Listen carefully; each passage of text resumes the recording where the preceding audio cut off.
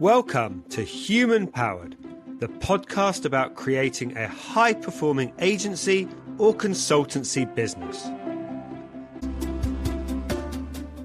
I'm Trenton Moss, and today I have Vicky Hope, co-founder and CEO at Loop Agencies. Vicky, hello. Hello.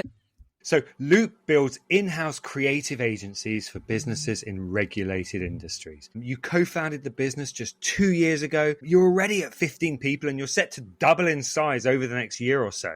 And I've been working with your team this year and I can see you're building something really great, which is why I was so keen to get you on the podcast. So, Vicky, given that you only started the business 2 years ago, how have you shaped this business to be what you want it to be? I think how we shaped the business, it was relatively quick, right? It's only a few years ago.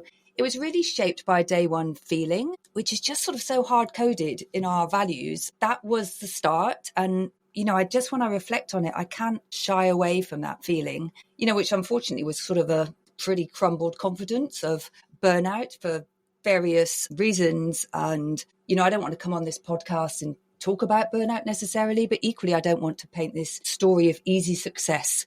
It's not being honest to my peers, but also all the young talent around us coming up through the industry. So my lights had gone out. I think I'd fallen out of love of the industry. So good old B&Q whiteboard. Somebody recommended go and buy a whiteboard. So I stuck it on my home office wall and scribbled, sort of spat out almost some very half-baked values, but they just came from somewhere inside of me. And, honestly, I just used to stare at that whiteboard and that's all it had on it.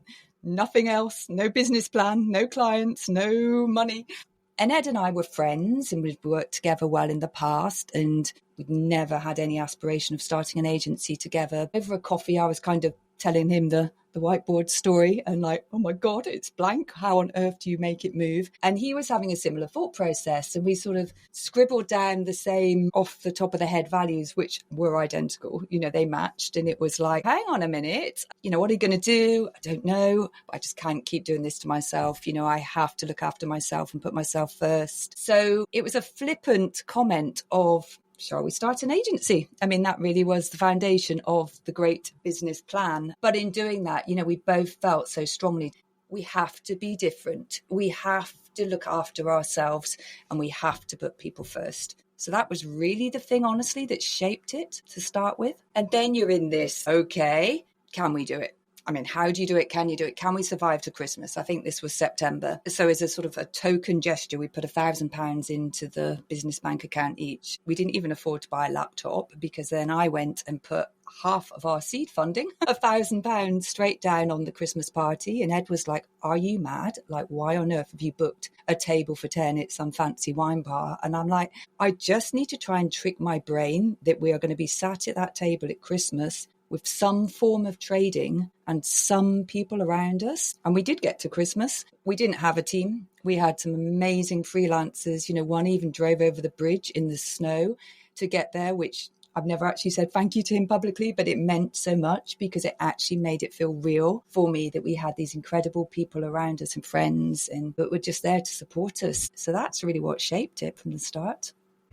I love that the origin of the business wasn't necessarily we'll do this or we'll do that or we'll do that. The very, very origin was here's our values. I mean, and honestly, they're true and authentic because that is actually all we had. Our confidence was pretty shredded and we didn't have a job and there weren't many jobs in the industry and in the market. So, you talk about the sort of burning bridge mentality of survival kicks in, but you can't do that at any cost. You just can't do it to yourself anymore. And you certainly can't build something to replicate what you want to move away from for a potential team that you're growing. Tell me more about why you were so motivated to put things like looking after ourselves and putting people first. I mean, I just had grown up in agency world and client side, and I have worked for the best, most incredible agencies and leaders. But equally, there is an undercurrent in our industry of scale, volume, success at any cost. And unfortunately, we all know humans are our product. That's all we have to sell as a creative or any type of agency, they're our biggest cost, but they are our service as well. So it always baffled me, especially as I got more senior in my career and I could see the impact of taking culture and people seriously and actually genuinely not playing lip service to that, but that is your secret sauce to build that how that just wasn't universally held and valued. But you and Ed realised this is what we need to be doing. Yeah. And from a diversity, we might have got lucky. It might have been a gift, right? Because I think if I hadn't had that jolt and that wake up call and pretty low scrabbling back up to any form of success or self-belief, which will probably be peppered through this conversation, to be honest, having those 4 values on the whiteboard, and they are still now enshrined in all of our comms with the team today, reshaped but still owned. They're just like your North Star, really. Why am I doing this? Okay, it's because of that. I was meant to do it this way. Was that sort of inner motivation that if I'm doing it for that reason, okay, then I've got all the hours, I'm all in, I can do it. As the co-founders, obviously there are so many things for you to do to scale a business so quickly. How have you made sure that those core values that you came up with have stayed alive and that you've maintained this people-first culture? Yeah, it's very easy, isn't it, to sort of put these things on a board or a mouse mat and then just workshop them and forget about them. But going back to even that day one before Loop was even a thing, I think I made almost a public commitment to myself for my sanity, almost like you do with Weight Watchers or something like that. I think I said in my leaving speech in my previous job, I don't know what it looks like, but I'm going to work a 4-day week. That was a big thing at Scotland in the time. The big trials were going on, the data was showing how productive, how good it was for well-being. But then you think, starting a startup on a 4-day week, that's punchy, right? I mean, there's not enough hours. You need 7 days, really. But we did day one bake in, without even doing the maths. There was no Excel, there was no commercials, of a 9-day fortnight. That was something they were doing in tech companies in California, I'd read, and it just felt right. Work good 9 days solid, that bit extra when you need to, but take that day to have that long weekend and recharge and recalibrate. So I think that was a really tangible thing. So we were putting our money where our mouth was, but still I think that's lip service unless it feels like that every day. Unless people tangibly feel that. It doesn't matter about tokenism like that, really. A day off for World Mental Health Day, it means nothing if you actually day to day don't feel included, don't feel safe in the place you work. So it just is in our DNA to think like that. And what I love as a tangible example is even now, new team members joining, we always have a start of a year with a big team meeting, set the goals, vision, financials, etc. But a really nice thing to get to know each other as people, not your job title and your role in the company. People share their vision boards. It's slightly a bit like my fake Christmas party, but you have to see it to believe it, right? So we all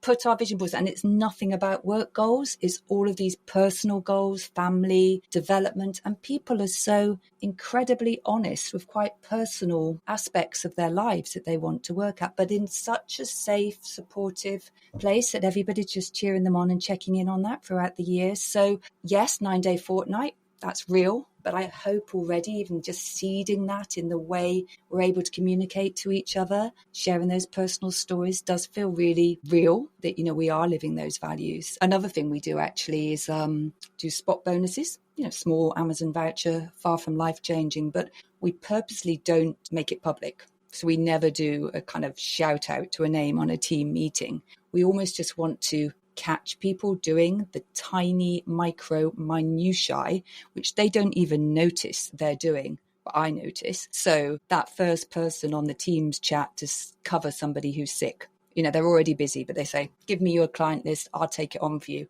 They're the little micro behaviors which are massive that we want to encourage and reward. So you're not looking for that kind of big jazz hands, high impact. It's just day to day, how are we working together and how are we supporting each other? Yeah. Get caught doing something good, right? Or whatever it is, be that's that person. It's living and breathing the culture without even realizing that you're doing it.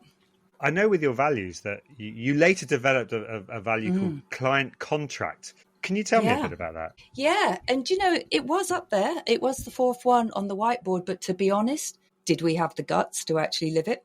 It's a very bold statement to make that you want from day one parity, respect, equality, not a subservient relationship, understanding, to a new client how much we're going to give of ourselves to do brilliant work for them, but equally expecting that back in return. No mind games, no sort of hard negotiations which are just unfair to be the client with the budget, actually respect us and you're going to get it back in spades. So yeah, we wrote it and the sentiment was real, but could we actually live it? So we did have a client that came on board fairly early on. We had 2 members of staff at this point, and this client's fee was definitely funding one of those hires. And there was a few red flags. He was playing the big man. I was like, but you keep going. And as soon as that team member started telling me on one-to-ones, not comfortable, this happened, that happened, it was about £50,000 of revenue. It was huge for us at the time. That was pretty much funding all of us, but it was non-negotiable for Ed and I. We didn't even have to have a chat, actually. I kind of prepared the chat to say, I think we might have to resign this client. And he already said it on top of me before I finished the sentence, because we can say all this stuff, right? But what you put up for £50,000 and that magnitude, what will we accept when it's a £500,000 client? It's going to be a lot harder to say goodbye to that. So if we hadn't have really tested ourselves that we meant this, I actually would have lost faith in our ability to really live these values and carry them on. Now I don't. It's hardwired. We will never be treated like that. There's obviously the saying, put your money where your mouth is, and 50k when you're starting up to say, sorry, you're not for us. It's terrifying. And, we've got this really scary cash flow spreadsheet, which I do on purpose, and it's coded red conditionally, and it was bright red for months. I mean, at the time, I think we had amazing retainer, which was £2,000, which I was like, oh my God, we've made it. Someone's backing us to pay us that amount. But that's all we then had. After we took that money, that was all we had. So we had to almost go again 6 months in to start building up again. And you stood true to what you believe in. You just can't work like that. You can't. That money is not worth having. It's not worth what are you building if you're working with people who don't respect you of what you're doing. That's amazing. I want to talk a bit about a phrase, it won't fail because of me. And you have told me before that you've built up that mantra in the business. Tell me more about that. Yeah, and it's been so organically co-created actually by one of our amazing designers in the team. It just landed in a team meeting. Taking a step back, it's the NASA story, the guy that was sweeping the warehouse, got the man on the moon. But it's deeper than that, actually. So this phrase came from the Apollo 11 moon landing. 2 astronauts made the first people to step on the moon, but they actually worked out there were 400,000 people behind them. Every single bit in the value chain that got those guys up on the moon. And what they did back in their base had scribbled on their boards, it won't fail because of me. So when they're all celebrating one small step for mankind, it's actually those 400,000 behind them that did the work to make that happen. And on our small agency basis, obviously, we're not doing moon landings, but we want that same sense of ownership that everyone plays their part. And if you do the best possible job you can in that value chain, that is all we can ask for. So don't be the person who walks past the problem.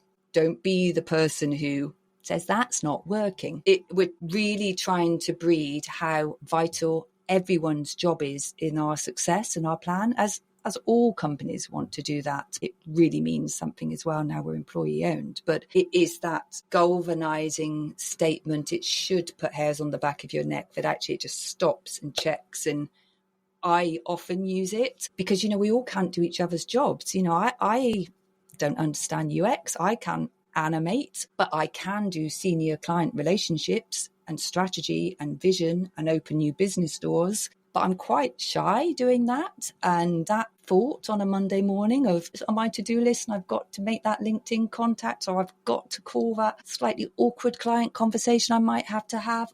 I have to look in the mirror and actually commit to the team that if I don't do that call, it might fail because of me.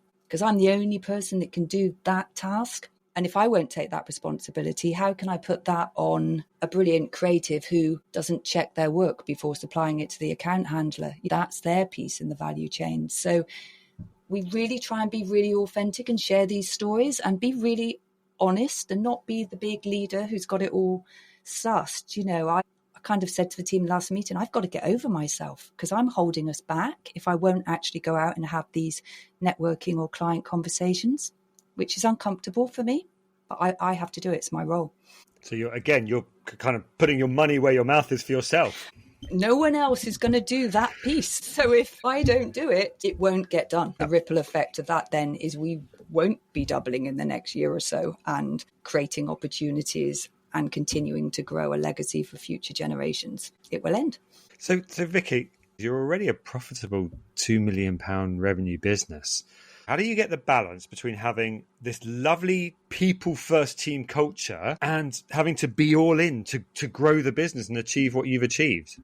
Yeah, it's a real head and heart, right? It's and that's what creative operations is. The heart is all there for those things you said, but the head is we are highly operational and focused. The terrifying statistics that 4% of UK agencies succeed or ever reach a £1 million turnover milestone. And we were incredibly lucky that we had brilliant people in our network that backed us and gave us the opportunity. So we were able in our first year of full trading to hit that first milestone. And that's the hardest milestone. So from that, you do get a compound effect if you can do that. And the backdrop of being a female founder, I don't want to be on this platform, but we seem to be a rare breed, 2% of VC funding, but you go to networking events and there's not many women that are female founders in the room. So I think all of that, though, grounds you and, forget the turnover headlines and things like that. I feel quite uncomfortable with those sorts of conversations because it feels quite ego driven and a bit of a vanity. I'm right down deep in operational. So I'm looking at exciting EBITs. I'm looking at actual building the ability to do profit share with our company by having a high net profit. So that's what really matters. So yes, we are all in with our values, but we equally have these quite not spiky, but like focused, commercial, real conversations with the team. We're not playing at this. We've got people's livelihoods on the line here. So we need to drive business to support that. How do you strike that balance with the team with we want to be people first and we have commercial targets? Yeah. So the values are hardwired from us as the leaders, and they just, even by osmosis or by seeing the behavior, that is what we stand for. So, and we demonstrate that. A more tangible thing is we invested quite early on for an agency so small into a very senior people director. So not billable, all in for the people, because the people are our biggest asset and our biggest cost. So why wouldn't we invest them? So that really shows up now day to day in that care, supporting them with a multitude of pastoral things, but also the operational things to embed a culture in the business. So for example, we're not perfect.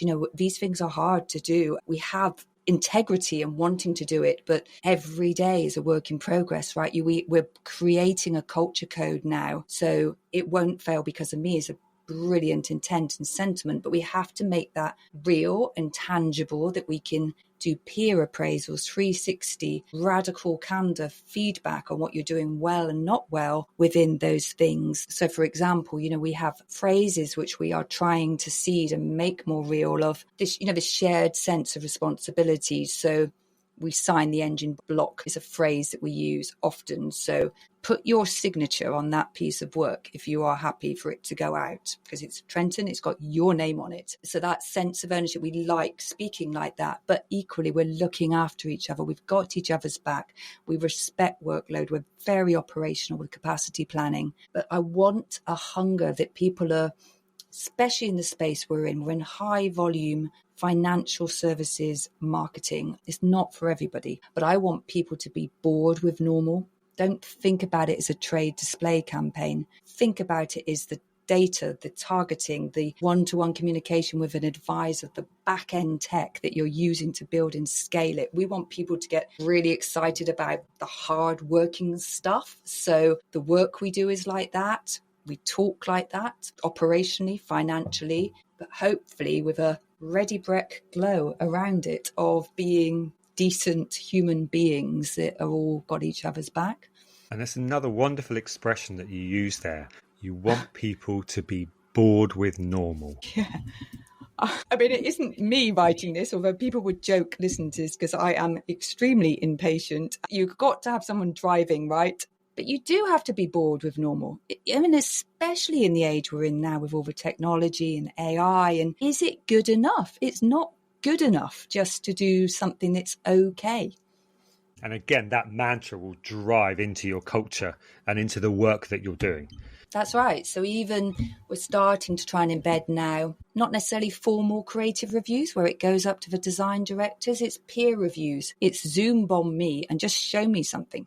You know, I'm going to have an opinion with a client's eyes, not necessarily a creative eyes, but that's valuable. And it's safe. No one's going to tear your work apart. No one's going to criticize it. We all want it to be brilliant because it's our output that, you know, we're putting out. So that's what we're seeding with the team of share, learn. We're all in it together, right? That's what it's about. We all want to help each other. And I think part of that ethos underpins the fact that you moved to an employee ownership model or EOT recently. Yes, that was the big news. And you know, the biggest decisions I think you make with your heart and not your head. And that was one. We were a good solid 2 years in, nice client book, deep niche specialism in in-housing and financial services. We were starting to look attractive. There was a tiny conversations of interest in a sort of a trade situation starting to happen. Instantly, it didn't feel right. It was the team that had got us here to be able to even enter those conversations potentially wouldn't have benefited. I don't know that for a fact because we didn't do it, but from other agency owners I'd spoken to, and I spoke to about 68. I went to conferences, I had people in the corner over coffee, like asking them these pointy questions. But from my and Ed's experience as well, we just didn't sit right for us to profit at the expense of other people. So I didn't even know what an EOT was, but it, from a business lunch and from when it sort of came out in the budget, we looked at it deeply, sort of good professional advisors, but it was actually, like I said, a heart decision. It was the only choice for us.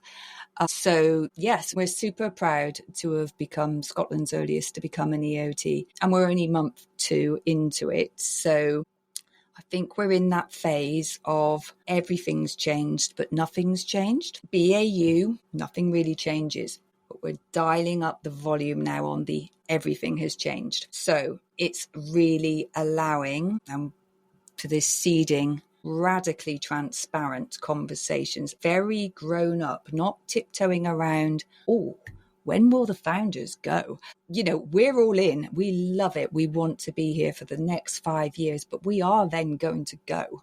So we're building up that next layer of leadership and downloading and giving them everything and the team all of these opportunities to grow and, you know, really catapult their career with career plans, this commercial understanding, this real transparency that, you know, I'm able to say to some of my direct reports, you've got 10 big gaps we need to work on. And we're going to work on those in the next 3 years. I'm pushing you forward. You are the person. And I'm all in for doing it. You don't need to tiptoe around me of trying to find your space. So that alone has dynamically, and it will, as we seed it more, change the way we operate.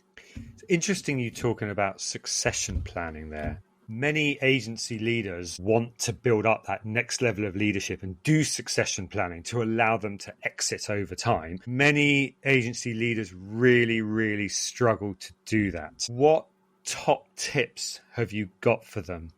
Yeah, and I could have been the worst, right? I mean, talk about would I want to let go of this baby that I'd created, I mean, as I live and breathe work. But you also have to know when to leave the party. because I think you are the person holding it back if you overstay.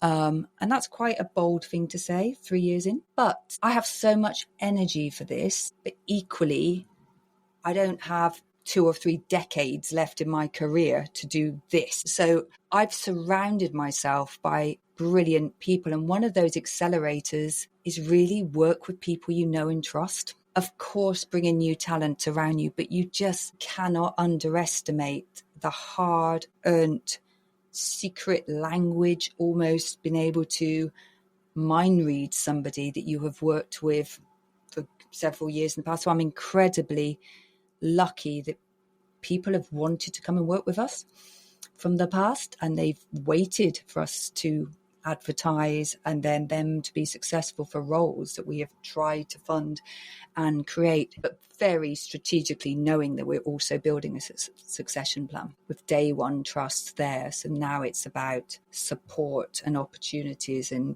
them trusting you that you are more committed in them than you are now in yourself. Yes, you've got this very, very long-term plan that's going to result in you two exiting the business.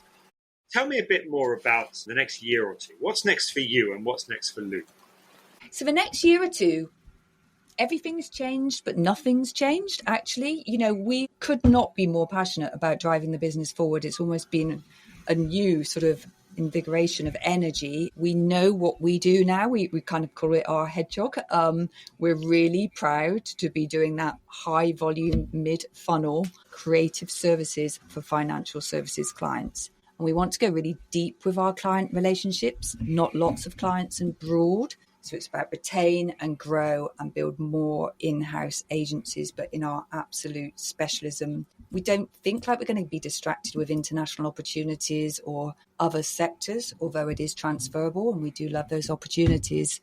You know, there's so much depth in what we already do. So we're carrying on doing that. We're seeding all of that knowledge in our team, hopefully doubling in size, which then creates this agency the next generation of leadership can take over, debt-free, highly profitable, that they can then lead and grow their careers in. Me personally, in doing that, all in doing this at the moment, but that sort of concept of a second curve where you start seeding slowly that S-curve of what you will be going on to do. I really feel very energized and excited about the prospect of backing other female-founded businesses. I'm a mum of 2 daughters who are going into the workforce soon as well. It's highly personal to me.